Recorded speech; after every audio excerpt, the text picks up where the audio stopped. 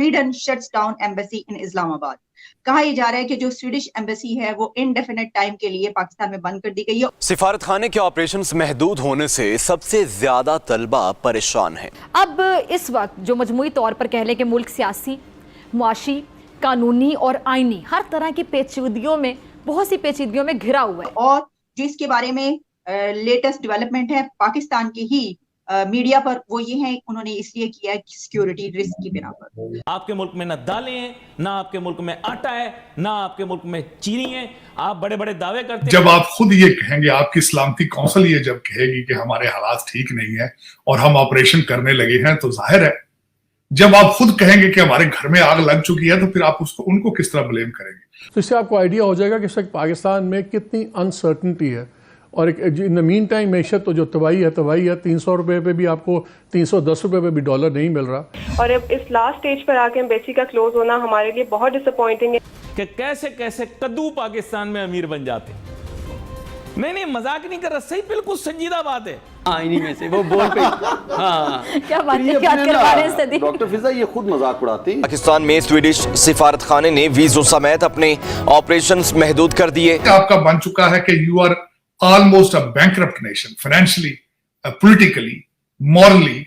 और आपका क्या ख्याल है जो सारे अब लाहौर के अंदर, इस्लामाबाद के अंदर जो चीजें होती हैं, उनके ऊपर एम्बेसडर उनके सैफर नहीं लिखते?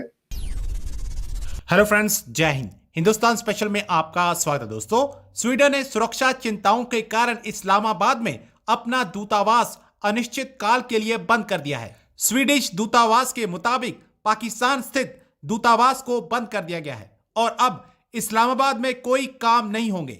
स्वीडिश दूतावास ने कहा अब दूतावास लोगों के लिए नहीं खुला होगा और अब वहां से किसी भी तरह के पेपर वर्क्स नहीं होंगे। स्वीडिश दूतावास ने बयान जारी करते हुए कहा कि वो लोगों को होने वाली परेशानियों के लिए माफी चाहता है, लेकिन उसके लिए अपने कर्मचारियों और वीजा आवेदकों की सुरक्षा पहले स्थान पर आता है। दूतावास ने यह बताने से इनकार कर दिया कि मिशन इस्लामाबाद में अपना काम कब शुरू करेगा। पाकिस्तानी मीडिया ये चर्चा कर रहा है कि अभी तो स्वीडन ने अपना दूतावास बंद किया है, धीरे धीरे सभी दूतावास बंद होने वाले हैं। पाकिस्तान में सुरक्षा के हालात बेहद गंभीर चल रहे हैं और दूतावास ये समझते हैं कि पाकिस्तान उनकी सुरक्षा नहीं कर पा रहा। अब स्वीडन के दूतावास को पाकिस्तान में बंद होता देख पाकिस्तानी मीडिया हैरान परेशान दिखाई दे रहा है। Sweden shuts down embassy in Islamabad.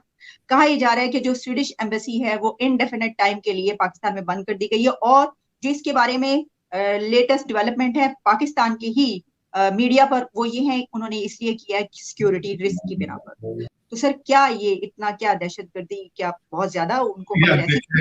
जब आप खुद ये कहेंगे, आपकी सलामती कौंसिल ये जब कहेगी कि हमारे हालात ठीक नहीं है और हम ऑपरेशन करने लगे हैं, तो जाहिर है जब आप खुद कहेंगे कि हमारे घर में आग लग चुकी है, तो फिर आप उनको किस तरह ब्लेम करेंगे। मैं यहाँ पे ये भी बताना चाहूंगा आपको कि ये कोई नई चीज नहीं है। माजी के अंदर भी किस तरह हुआ है, कैनेडियन एम्बेसी भी बंद हुई थी और वो टर्की से अपना सारा जो बिजनेस थे वो करते थे, मुझे खुद याद है।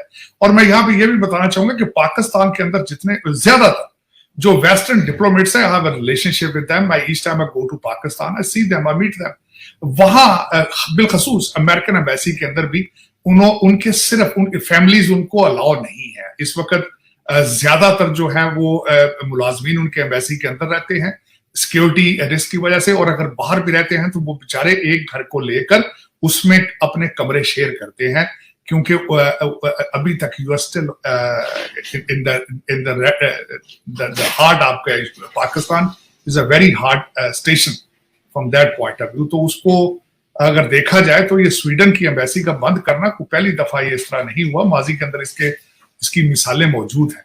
तो उसमें मेरे ख्याल में अब दोबारा शायद ये वेव आना हो। लेकिन एक मैं ये बात आपको यहाँ जरूर बताना चाहूंगा कि पाकिस्तान के हालात जो है वो बिल्कुल ठीक नहीं है।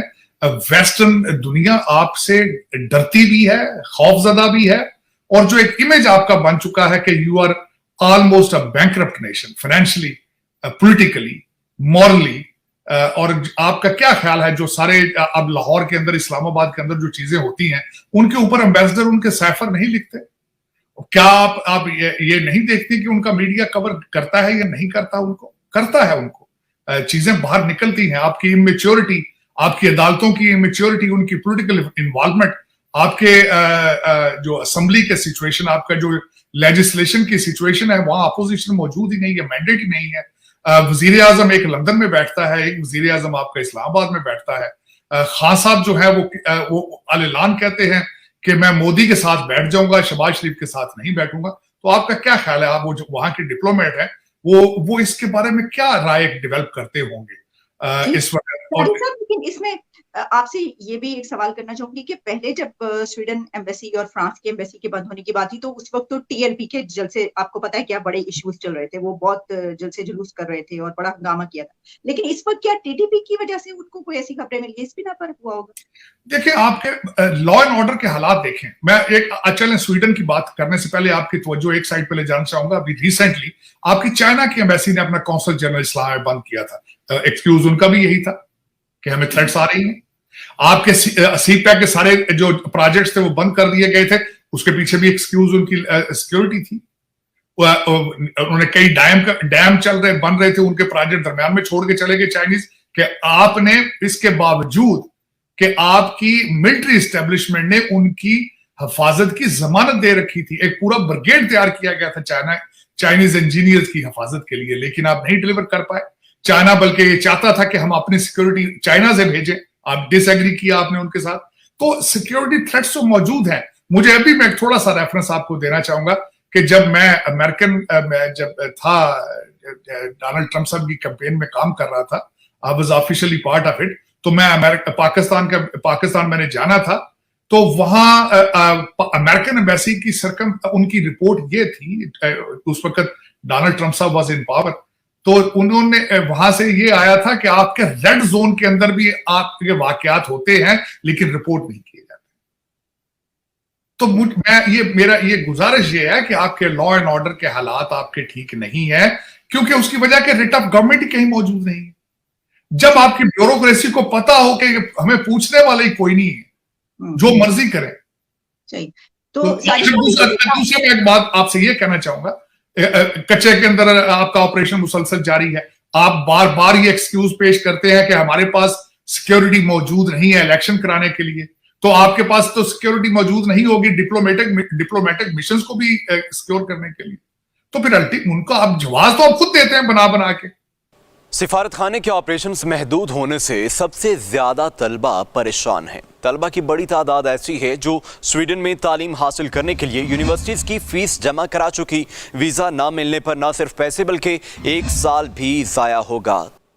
सिफारत खाने के ऑपरेशंस महदूद होने से सबसे ज़्यादा परेशानी जिनको है वो तलबा हैं, क्योंकि उन्होंने वहाँ पर एडमिशन्स लिए हैं, फीसेस जो हैं वो अदा कर दी गई हैं, मगर वीज़ा जो है वो महदूद कर दिया गया है। ब्यूरो चीफ इस्लामाबाद सलमान अली अवान हमारे साथ मौजूद हैं। सलमान, अनसर्टेनिटी है, अब वजारत दाखिला ने भी स्वीडिश हुकाम से राबिता किया है